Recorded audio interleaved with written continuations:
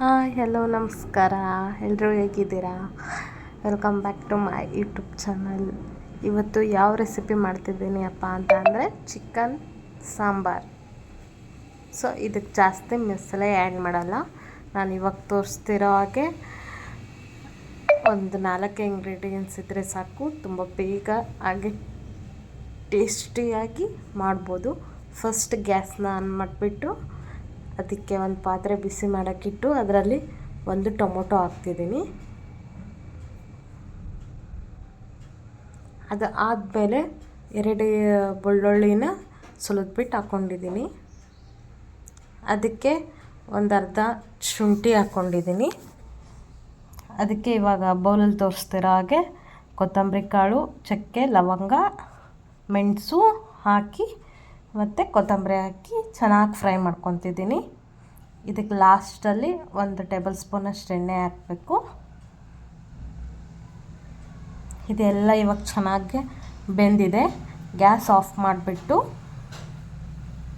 ಒಂದು ಮಿಕ್ಸಿ ಜಾರ್ಗೆ ಎಲ್ಲನೂ ಹಾಕ್ಕೋಬೇಕು. ಇದು ತಣ್ಣಗಾಗಿ ಮೇಲೆ ಹಾಕ್ಕೋಬೇಕು.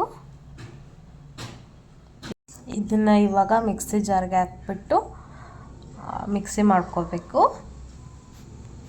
ಮಿಕ್ಸಿ ಹಾಕ್ಕೊಂಡು ಆದಮೇಲೆ ಒಂದು ಬೌಲಿಗೆ ಒಂದು 4 ಟೇಬಲ್ ಸ್ಪೂನಷ್ಟು ಮೊಸರು ಹಾಕ್ಕೊತಿದ್ದೀನಿ. ಇದಕ್ಕೆ ಸ್ವಲ್ಪ ಉಪ್ಪು ಮತ್ತು ಖಾರದ ಪುಡಿ ಹಾಕಬೇಕು.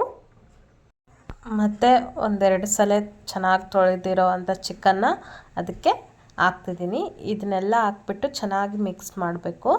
ಮೊಸರು ಹಾಕೋ ರೀಸನ್ ಏನಪ್ಪ ಅಂದರೆ ಚೆನ್ನಾಗಿ ಟೇಸ್ಟ್ ಬರುತ್ತೆ, ಹಾಗೆ ಕ್ರೀಮಿ ಥರ ಬರುತ್ತೆ. ಸೊ ಅದಕ್ಕಾಗಿ ಅದಾದಮೇಲೆ ಒಂದು ಪಾತ್ರೆನ ಬಿಸಿ ಮಾಡೋಕ್ಕಿಟ್ಟು ಅದಕ್ಕೆ 1 ಟೇಬಲ್ ಸ್ಪೂನಷ್ಟು ಎಣ್ಣೆ ಮತ್ತು ಒಂದು ಉದ್ದದಾಗಿ ಹೆಚ್ಚಿರೋ ಈರುಳ್ಳಿನ ಹಾಕಬೇಕು ಒಗ್ಗರಣೆಗೆ.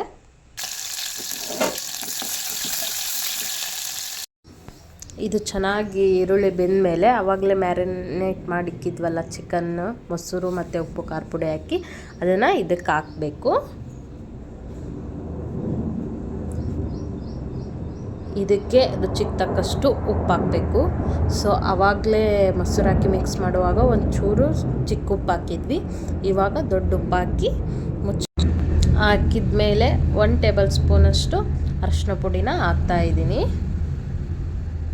ಇದನ್ನೆಲ್ಲ ಹಾಕ್ಬಿಟ್ಟು ಚೆನ್ನಾಗಿ ಮಿಕ್ಸ್ ಮಾಡಿ ಒಂದು 10 ನಿಮಿಷ ಕ್ಲೋಸ್ ಮಾಡಿ ಇಡಬೇಕು.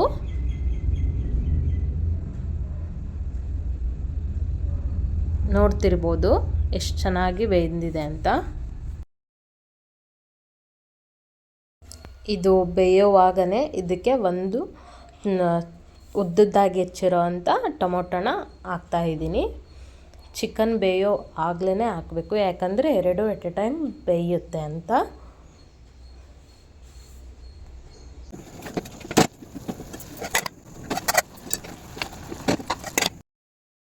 ಇವಾಗ ಇದು ಚೆನ್ನಾಗಿ ಬೇಯ್ದಿದೆ, ಟೊಮೊಟೊ ಎಲ್ಲ ಮೆತ್ತಗಾಗಿದೆ, ನೀರು ಕೂಡ ಬಿಟ್ಟಿದೆ. ಸೊ ಇವಾಗ ಪುದೀನ ಸೊಪ್ಪನ್ನ ಹಾಕ್ತಾಯಿದ್ದೀನಿ ನಾನು. ಸೊ ಈ ಪುದೀನ ಸೊಪ್ಪು ಹಾಕೋದ್ರಿಂದ ಟೇಸ್ಟ್ ಚೆನ್ನಾಗಿ ಬರುತ್ತೆ ಮತ್ತು ಸ್ಮೆಲ್ ಕೂಡ ಚೆನ್ನಾಗಿ ಬರುತ್ತೆ. ಸೊ ಇದನ್ನು ಹಾಕ್ಬಿಟ್ಟು ಮಿಕ್ಸ್ ಮಾಡ್ತಿದ್ದೀನಿ.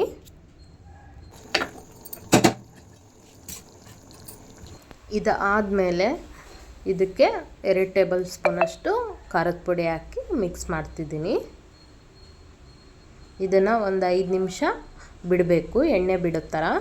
ನೋಡಿ ಇವಾಗ ಎಣ್ಣೆ ಬಿಟ್ಟಿದೆ ಚೆನ್ನಾಗಿ. ಇವಾಗ ಇದಕ್ಕೆ ನಾವು ಆವಾಗಲೇ ಮಿಕ್ಸಿ ಮಾಡ್ಕೊಂಡು ಇಟ್ಕೊಂಡಿದ್ವಲ್ಲ ಟೊಮೊಟೊ, ಅದನ್ನೆಲ್ಲ ಇವಾಗ ಇದಕ್ಕೆ ಹಾಕ್ತಿದ್ದೀನಿ. ನಾನು ಇದನ್ನು ಸಾಂಬಾರು ಥರ ಮಾಡ್ತಿಲ್ಲ, ಜಸ್ಟ್ ಗ್ರೇವಿ ಥರ ಮಾಡ್ತಿದ್ದೀನಿ. ಇದನ್ನೆಲ್ಲ ಹಾಕ್ಬಿಟ್ಟು ಒಂದು 5 ನಿಮಿಷ ಲೋ ಮೀಡಿಯಮ್ ಫ್ಲೇಮ್ನಲ್ಲಿಟ್ಟು ಬೇಯಿಸ್ಕೋಬೇಕು. ಅದಾದಮೇಲೆ ನೀರು ಹಾಕಬೇಕು. ಸೊ ಇದನ್ನು ನೀವು ಸಾಂಬಾರು ಥರನೂ ಮಾಡ್ಕೋಬೋದು. ಇದಕ್ಕೆ ಸ್ವಲ್ಪ ಜಾಸ್ತಿ ನೀರು ಹಾಕಿದರೆ ಸಾಂಬಾರು ಥರನೂ ಆಗುತ್ತೆ. ನಾನು ಜಾಸ್ತಿ ಸಾಂಬಾರು ಥರ ಮಾಡ್ತಿಲ್ಲ, ನೀರು ಥರ.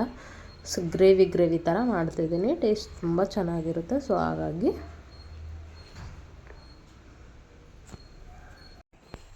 ಇದು ಎಷ್ಟೊತ್ತು ಕುದಿಬೇಕಪ್ಪ ಅಂತ ಅಂದರೆ ನೋಡ್ತಿರ್ಬೋದು ನೀವು ವಿಡಿಯೋದಲ್ಲಿ ಎಣ್ಣೆ ತೇಲ್ತಾ ಇದೆ. ಸೊ ಈ ಥರ ಬಿಟ್ಟಾಗ ಮಾತ್ರ ಅದು ಚೆನ್ನಾಗಿ ಬೆಂದಿದೆ ಅಂತ ಅರ್ಥ. ಸೊ ಇವಾಗ ಸಾಂಬಾರು ರೆಡಿಯಾಗಿದೆ. ಈ ವಿಡಿಯೋ ಇಷ್ಟ ಆಗಿದ್ದರೆ ಪ್ಲೀಸ್ ನನ್ನ ಚಾನಲ್ನ ಸಬ್ಸ್ಕ್ರೈಬ್ ಮಾಡಿ. ಧನ್ಯವಾದಗಳು.